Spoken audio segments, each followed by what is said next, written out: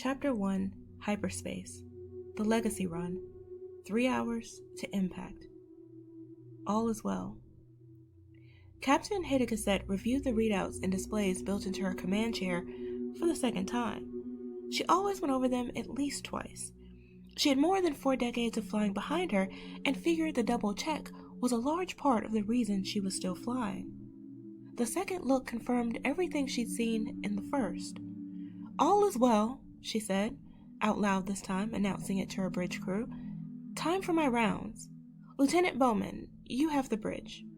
Acknowledged, Captain, her first officer replied, standing from his own seat in preparation to occupy hers until she returned from her evening constitutional. Not every long-haul freighter captain ran their ship like a military vessel. Heda had seen starships with stained floors and leaking pipes and cracks in their cockpit windows, lapses that speared her to her very soul.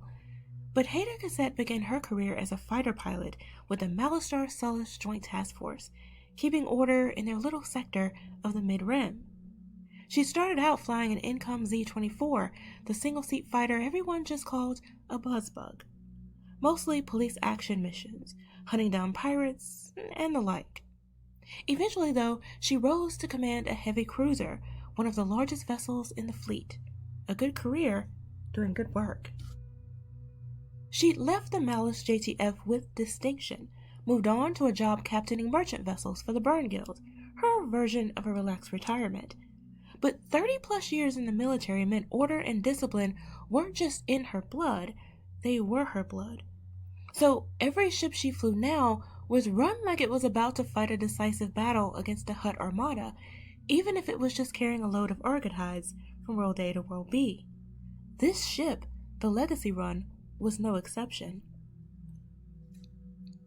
Heda stood, accepting and returning Lieutenant Jerry Bowman's snap salute. She stretched, feeling the bones of her spine crackle and crunch. Too many years on patrol in tiny cockpits, too many high-G maneuvers, sometimes in combat, sometimes just because it made her feel alive. The real problem, though, she thought, tucking a stray strand of gray hair behind one ear, is too many years. She left the bridge, departing the precise machine of her command deck and walking along a compact corridor into the larger, more chaotic world of the Legacy Run. The ship was a Knife Yards Class A modular freight transport, almost as old as she was. That put the craft a bit past her ideal operational life, but well within the safe parameters if she was well maintained and regularly serviced, which she was. Her captain saw to that. The Run was a mixed-use ship, rated for both cargo and passengers, hence modular in the designation. It was composed of a huge central compartment shaped like a long triangular prism, with engineering aft and the rest of the space allotted for cargo. The bridge connected to the central hull via long boom arms, one of which she was traversing at that very moment. Additional smaller modules could be attached to the central section, up to 144, swapped in and out at the yard depending on what was needed for a given run. Heda liked the ship's variable qualities, because it meant you never knew what you were going to get, what weird challenges you might face from one job to the next. She had flown the ship once when half its cargo allotment was reconfigured into a huge water tank to carry a gigantic saberfish from the storm seas on Spira to the private aquarium of a countess on Abrigado. Heda and her crew had gotten the beast there safely, not an easy gig. Even harder, though, was getting the creature back to Spira 3 cycles later when the blasted thing got sick because the countess's people had no idea how to care for it. She gave the woman credit, though. She paid full freight to send the saberfish home. A lot of people, nobles especially, would have just let it die. This particular trip, in comparison, was as simple as they came. The Legacy Run's cargo sections were about 80% filled with settlers heading to the Outer Rim from overpopulated core and colony worlds, seeking new lives, new opportunities, new skies. She could relate to that. Heda Cassette had been restless all her life. She had a feeling she'd die that way too, looking out a viewport, hoping her eyes would land on something she'd never seen before. Because this was a transport run, most of the ship's modules were basic passenger configurations, with open seating that converted into beds that were, in theory, comfortable enough to sleep in. sanitary facilities, storage, a few holoscreens, small galleys, and that was it. For settlers willing to pay for the increased comfort and convenience, some had droid-operated auto canteens and private sleeping compartments, but not many. These people were frugal. If they had money to begin with, they probably wouldn't be headed to the Outer Rim to try to scrape out a future. The dark edge of the galaxy was a place of challenges both exciting and deadly. More deadly than exciting, in truth. Even the road to get out here was tricky, Hada thought, her gaze drawn by the swirl of hyperspace outside the large porthole she happened to be passing. She snapped her eyes away, knowing she could end up standing there for 20 minutes if she let herself get sucked in. You couldn't trust hyperspace. It was useful, sure, it got you from here to there. It was the key to the expansion of the Republic out from the core, but no one really understood it. If your Navidroid miscalculated the coordinates even a little, you could end up off the marked route, the main road through whatever hyperspace actually was, and then you'd be on a dark path leading to who knew where. It happened even in the well-traveled hyperlanes near the Galactic Center, and out here, where the prospectors had barely mapped out any routes, well, it was something you had to keep an eye on. She put it out of her mind and continued on her way. The truth was, the Legacy Run was currently speeding along the most well-traveled, well-known route to the Rim worlds. This was a milk run. Ships moved along this hyperlane constantly in both directions, nothing to worry about. But more than 9,000 souls aboard this ship were depending on Captain Hada Cassette to get them safely to their destination. She worried.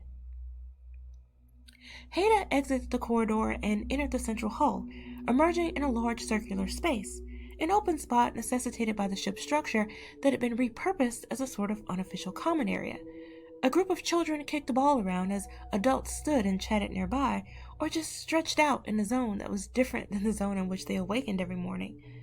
The space wasn't fancy, just a bare junction spot where several short corridors met, but it was clean. The ship employed, at its captain's insistence, an automated maintenance crew that kept its interiors neat and sanitary. One of the custodial droids was spidering its way along a wall at that very moment, performing one of the endless tasks required on a ship the size of the Run. She took a moment to take stock of this group. 20 people or so, all ages, from a number of worlds.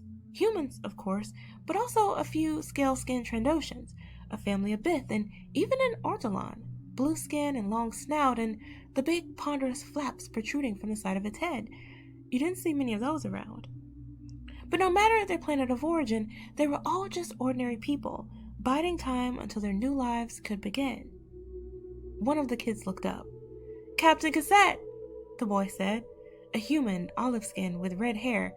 She knew him. "Hello, Serge," Hada said. "What's the good word? Everything all right here?" The other children stopped their game and clustered around. "Could use some new holos," Serge said. "We've watched everything in the system."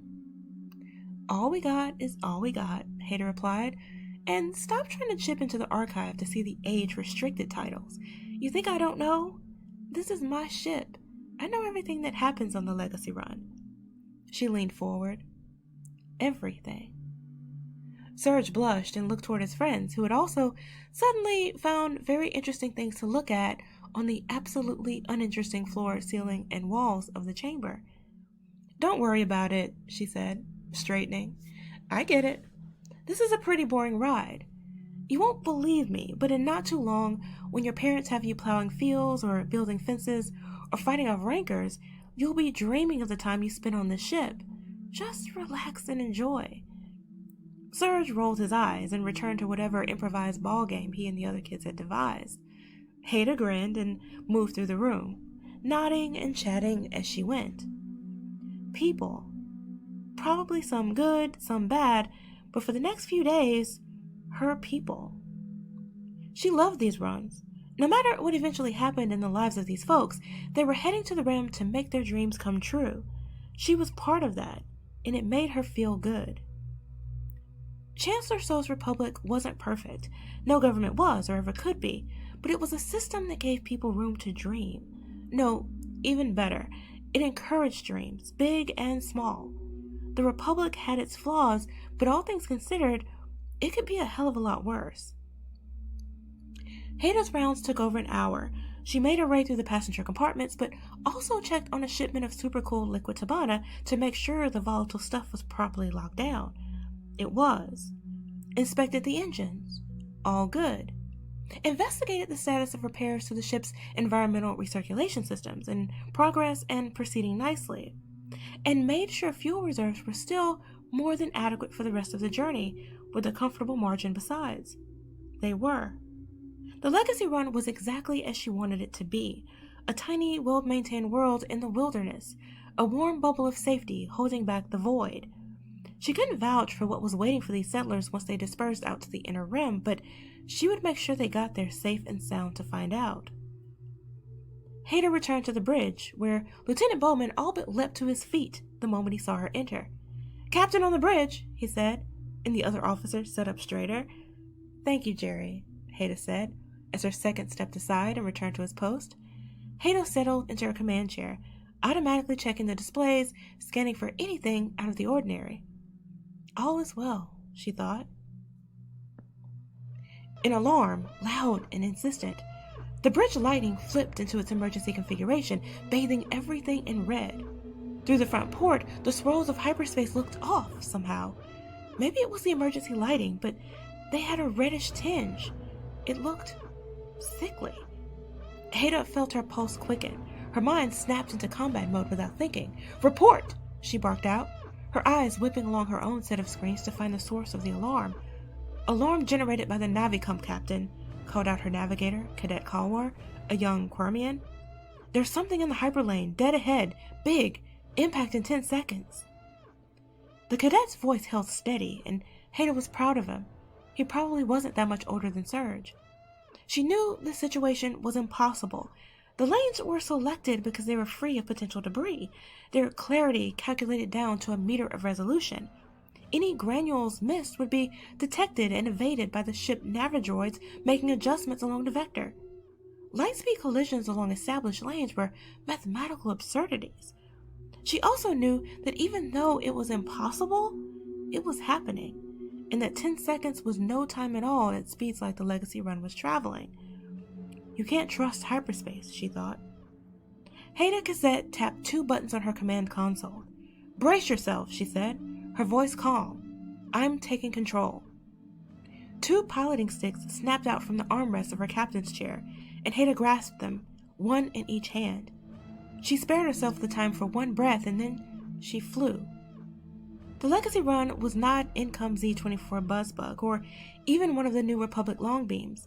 It was a 60-year-old freighter at the end of, if not beyond, its operational lifespan, loaded to capacity, with engines designated for slow, gradual acceleration and deceleration, and docking with spaceports and orbital landing facilities. It maneuvered like a moon. The Legacy Run was no warship, not even close, but Hada flew it like one. She saw the obstacle in their path with her fighter pilot's eye and instincts, saw it advancing at incredible velocity, large enough that both her ship and whatever it was would be disintegrated into atoms, dust drifting forever through hyperlanes. There was no time to avoid it. The ship could not make the turn. There was no room, and there was no time.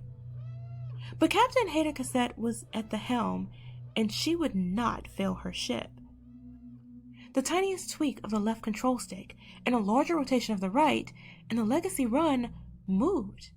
More than it wanted to, but not less than she believed it could, and the huge freighter slipped past the obstacle in their path, the thing shooting past their hull so close, Hada was sure she felt its passing ruffle her hair, despite the many layers of metal and shielding between them. But they were alive. No impact. The ship was alive. Turbulence, and Hada fought it, feeling her way through the jagged bumps and ripples, closing her eyes, not needing to see to fly. The ship groaned, its frame complaining. "You can do it, old gal," she said out loud. "We're a couple cranky old ladies, and that's for sure, but we've got a lot of life left to live. I've taken damn good care of you, and you know it. I won't let you down if you won't let me down." Hada did not fail her ship. It failed her. The groan of overstressed metal became a scream. The vibrations of the ship's passage through space took on a new timbre Hada had felt too many times before. It was a feeling of a ship that had moved beyond its limits, whether from taking too much damage in a firefight or, as here, just being asked to perform a maneuver that was more than it could give. The Legacy run was tearing itself apart. It had seconds to live, at most. Haida opened her eyes. She released the control sticks and tapped out commands on her console, activating the bulkhead shielding that separated each cargo module in the instance of a disaster, thinking that perhaps it might give some of the people aboard a chance. She thought about Serge and his friends playing in the common area, and how emergency doors had just slammed down at the entrance to each passenger module, possibly trapping them in a zone that was shortly about to become a vacuum. She hoped the children had gone to their families when the alarm sounded. She didn't know. She just didn't know. Haida locked eyes with her first officer, who was staring at her, knowing what was about to happen. He saluted. "Captain," Lieutenant Bowman said, "it's been a..." The bridge ripped open. Haida Cassette died, not knowing if she had saved anyone at all.